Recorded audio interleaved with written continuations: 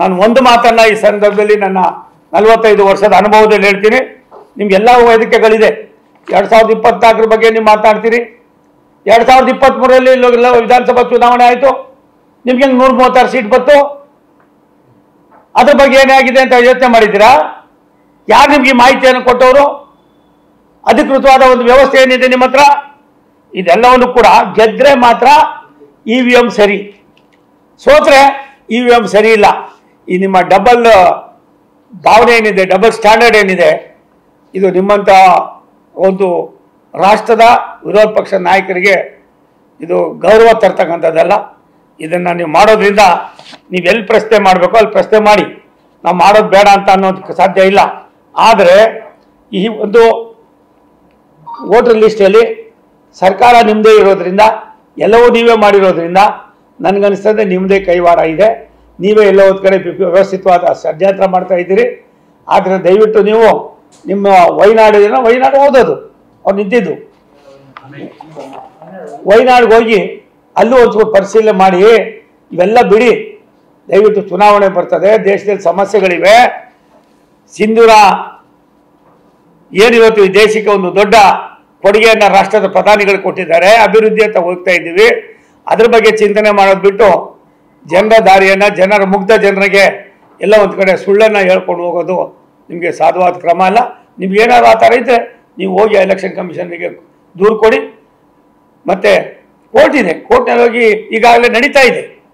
ಬಿಹಾರದ ಚುನಾವಣೆಯನ್ನು ಎಲ್ಲ ಒಂದು ಕಡೆ ಗಮನದಲ್ಲಿ ಇಟ್ಕೊಂಡು ಇಡೀ ದೇಶದಲ್ಲಿ ನೀವೆಲ್ಲಿ ಏನು ಕೆಲಸ ಮಾಡಬೇಕು ಅದನ್ನು ಬಿಟ್ಟು ಕರ್ನಾಟಕದಲ್ಲಿ ಬಂದು ಕುಳಿತುಕೊಂಡಿದ್ದೀರಿ. ಇದು ನಿಮ್ಗೆ ಎಷ್ಟು ಮಟ್ಟಿಗೆ ಸರಿ ಅನ್ನೋದನ್ನು ನೀವೇ ಅರ್ಥ ಮಾಡ್ಕೊಳ್ಳಿ. ಸರ್, ಈಗ 2 ಪ್ರಶ್ನೆ.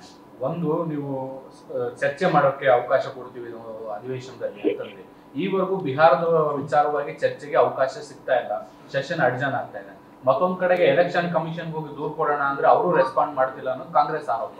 ಒಂದು ನಿಮಿಷ ತಾಳಿ, ಇವ್ರು ಚರ್ಚೆ ಮಾಡ್ತೀನಿ ಅಂತ ಬಿಸ್ನೆಸ್ ಅಡ್ವೈಸರಿ ಕಮಿಟಿ ಇರೋದೇನಕ್ಕೆ? ಲೋಕಸಭಾ ಸ್ಪೀಕರ್ ಅವರು ಅದರ ಅಧ್ಯಕ್ಷ ಇರ್ತಾರೆ, ಲೋಕಸಭಾ ಸ್ಪೀಕರ್ ಅವರು ಮತ್ತು ರಾಜ್ಯಸಭಾ ಇಬ್ಬರು ಇರ್ತಾರೆ. ಅಲ್ಲಿ ಕುಳಿತುಕೊಂಡು ನೀವು ಚರ್ಚೆ ಮಾಡಿರ್ತೀರಿ. ಬಿಸ್ನೆಸ್ ಅಡ್ವೈಸರಿಯಲ್ಲಿ ನೀವೆಲ್ಲರೂ ಇರ್ತೀರಿ.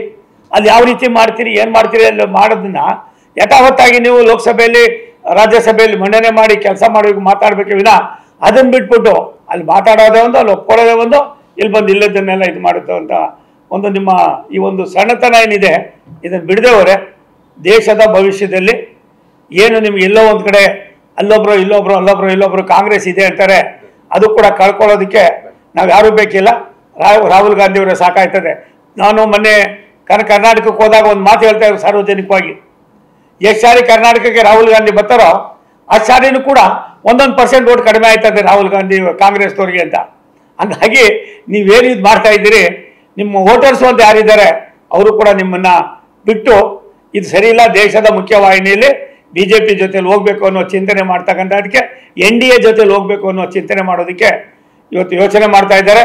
ರಾಹುಲ್ ಗಾಂಧಿ ಸಾಹೇಬ್ರೆ, ನೀವು ಎಷ್ಟು ಸಾರಿ ಕರ್ನಾಟಕಕ್ಕೆ ಬಂದು ಕೂಡ ಇದು ನನ್ನ ಮಾತಲ್ಲ, ಸಾಮಾನ್ಯ ಜನರ ಮಾತು. ನೀವು ಎಷ್ಟು ಸಾರಿ ಬಂದು ಹೋಗ್ತಿರೋ ಕರ್ನಾಟಕಕ್ಕೆ ಅಷ್ಟು ಸಾರಿನೂ ಕೂಡ 1% NDAಗೆ ಮತ ಬ್ಯಾಂಕು ಜಾಸ್ತಿ ಆಗ್ತದೆ, ನಿಮಗೆ ಕಡಿಮೆ ಆಗ್ತದೆ ಅನ್ನೋ ಒಂದು ಭಾವನೆ ಇದೆ.